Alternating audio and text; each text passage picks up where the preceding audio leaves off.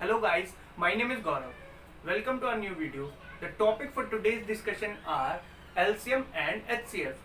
So guys, अब हम देखते हैं कि LCM and HCF का मीनिंग क्या होता है. सबसे पहले हम देखेंगे LCM का मीनिंग. LCM का मतलब होता है कि जिन भी नंबर्स का हम LCM निकाल रहे हैं तो वो सबसे छोटा नंबर जो उन सभी नंबरों से डिवाइड हो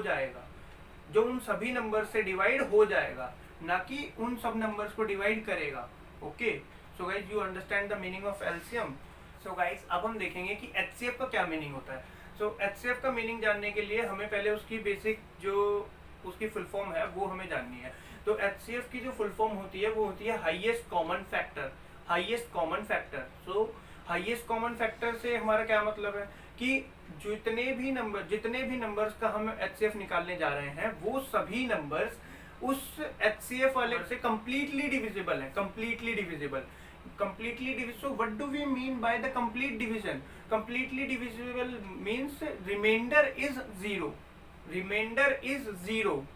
Okay, at the end remainder will be zero, completely zero. Okay, so guys let us take some examples to better understand the topic of LCM and HCF. So guys let us first begin with the LCM. So here we have a question. Find the LCM of three numbers 12, 18 and 24. So here's the method. So first of all we will write all the three numbers in ascending order. Ascending order is like छोटे से बड़ा number. Okay, तो ऐसे comma लगा के हम लिख लेंगे and we will make the table like this.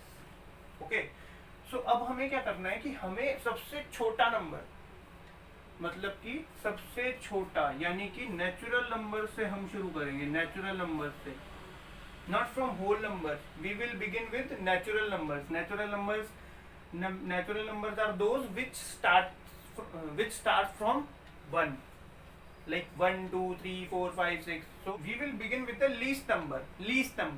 so अब हमें बिगिन तो हम करेंगे लेकिन क्या बिगिन करना है हमें ये देखना है कि सबसे छोटा नेचुरल नंबर जो इन तीनों को डिवाइड करता हो.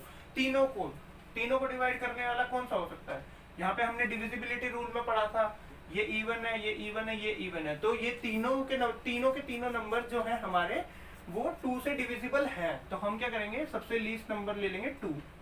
सो 2 के टेबल में 12 6 पे आता है, 18 9 पे आता है, 9 पे आता है, 24 12 पे आता है, 12 पे. ओके, तो अब हम क्या करेंगे हम फिर से देखेंगे. हम फिर से एक बार चेक करेंगे कि ऐसा कौन सा नंबर है जो इन तीनों को डिवाइड करता है और सबसे छोटा इन तीनों को डिवाइड करता है. तो सबसे छोटा नंबर जो इनको डिवाइड करने वाला हो सकता है वो क्या हो सकता है. 2 हो सकता है तीनों को डिवाइड करने के लिए. नहीं, क्योंकि 9 2 से डिविजिबल नहीं है. तो अब हम क्या करेंगे हम देखते हैं 3 हो सकता है. 3 will divide all the 3 numbers. Okay, तो हम क्या करेंगे यहाँ पे 3 लिख लेंगे. अब 3 के टेबल में 6 आता है, हाँ आता है. कितने पे 2 पे. 3 के टेबल में 9 आता है, हाँ आता है. कितने पे 3 पे. और 3 के टेबल में 12 आता है, हाँ आता है 4 पे. ओके, तो अब हम क्या करेंगे अब हमें देखना है कि मिनिमम फिर से हम वही काम करेंगे. अब हमें क्या करना है रिपीटेडली सेम काम करते हुए जाना है. यहाँ से यहाँ पे, यहाँ से यहाँ पे, यहाँ से यहाँ पे और यहाँ से यहाँ पे जब तक यहाँ पे रिमाइंडर 0 ना बच जाए. सो गाइज हमें यहाँ पे एक चीज का ध्यान रखना है कि ना क्या होता है कि स्टूडेंट्स यहाँ पे कंफ्यूज भी कर सकते हैं कुछ. तो हमें क्या करना है कि जैसे ये 3 नंबर्स हैं तो ये तीनों नंबर अलग अलग हैं. ओके, तो हम डिवीजन तो कर रहे हैं लेकिन तीनों नंबर का अलग अलग इंडिविजुअल डिवीजन कर रहे हैं. लेकिन हमने इन सबको एक साथ लिखा है, इसीलिए मैंने इसको टेबल बोला था, ना कि मैंने ये बोला था कि हम इन तीनों नंबर्स को डिवाइड कर रहे हैं. मैंने बोला था कि इन तीनों नंबर्स को कॉमा लगाकर टेबल्ड फॉर्म में लिखना है हमें. ओके, हम डिवाइड तो कर रहे हैं लेकिन ये तीनों नंबर एक साथ डिवाइड नहीं हो रहे हैं. तीनों नंबर इंडिविजुअली डिवाइड हो रहे हैं अलग अलग. ओके, तो अब हमें क्या देखना है कि इस नंबर को कौन सा नंबर डिवाइड कर सकता है. 2, सबसे छोटा. 2 से डिवाइड होकर 1 हो जाएगा, यानी कि इसका रिमाइंडर 0 हो गया. 1 होने का मतलब है रिमाइंडर 0 हो गया. यानी कि अगर हम यहाँ पे देखें इन दोनों को मल्टीप्लाई करें तो हमारे ये नंबर ऑब्टेन होना चाहिए, ये वाला. तो 2 1 जा 2. ओके, सो अब हम क्या करते हैं अब हम 2 से 3 को डिवाइड कर पाएंगे, नहीं कर सकते हम. तो हम 3 को डायरेक्ट कॉपी कर देंगे. जिस नंबर को हम डिवाइड नहीं कर सकते उसको हम डायरेक्ट कॉपी कर देते हैं. ओके, सो अगला क्या होगा, 2 से हम 4 को डिवाइड कर सकते हैं, हाँ कर सकते हैं 2 पे। ओके, सो हम फिर से 2 लिख लेंगे। ये तो पहले 1 हो चुका है, तो 1 जब भी हो जाए तो वो 1 तो डायरेक्ट कॉपी होता रहेगा। अब 3 को डिवाइड कर सकते हैं, नहीं कर सकते। 2 को कर सकते हैं, हाँ कर सकते हैं 1 पे। तो 2 इंटू 1 इक्वल्स टू 2। ओके, तो अब हम क्या करेंगे, अब नेक्स्ट नंबर हमारा 3 बचा है बस। तो ये 1 1 और 1 हो गया। सो यहाँ पे ये जितने भी नंबर्स हमारे ऑब्टेन हुए हैं हमारे पास, ये क्या है, 2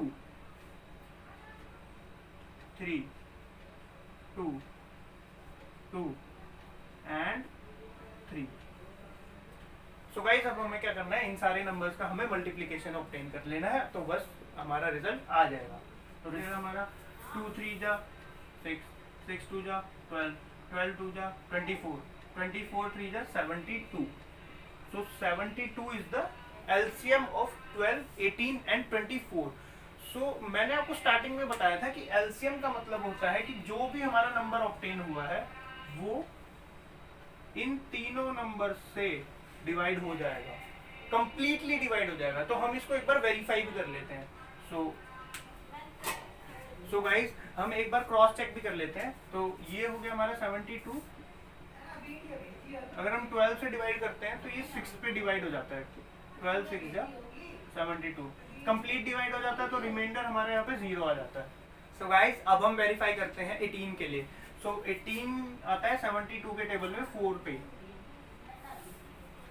अब हम इसको चेक करते हैं 24 के लिए। 24 के लिए जब हम चेक करेंगे तो ये हो जाएगा 24 72। 24 के टेबल में 3 पे आता है 72, यानी कि यहाँ पे भी फिर से हमारा रिमाइंडर 0 हो गया और यहाँ पे भी रिमाइंडर 0। सो गाइस आपने देखा कि एलसीएम का मतलब होता क्या है। एलसीएम का मतलब होता है बेसिकली कि आपका जो नंबर आया एलसीएम वो हर एक नंबर से डिवाइड हो जाएगा, वो हर एक नंबर से डिवाइड हो जाएगा, यानी कि वो हर एक नंबर से डिविजिबल है विद एक्चुअली ये बोलना गलत है कि वो डिविजिबल है। हमें ये बोलना होगा कि वो कंप्लीटली डिविजिबल है, मतलब कि हमारा जो रिमाइंडर है वो एग्जैक्ट 0 आएगा, exact 0। So that is the meaning of LCM. So now we will take an example of HCF.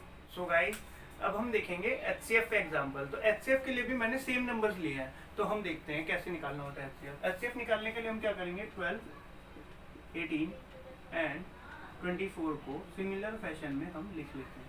Okay, ये बिल्कुल वैसा ही है जैसे हमने एलसीएम निकाला था, बस इसका मेथड हल्का सा अलग है। तो हमें क्या करना, अब हम केवल वही नंबर यहाँ पर लिखेंगे जो इन तीनों को डिवाइड कर सके, जो कंप्लीट डिवीजन कर सके, जिसमें रिमाइंडर 0 हो जाए। तो पहला नंबर क्या हो जाएगा, 2 ही हो जाएगा हमारा 2।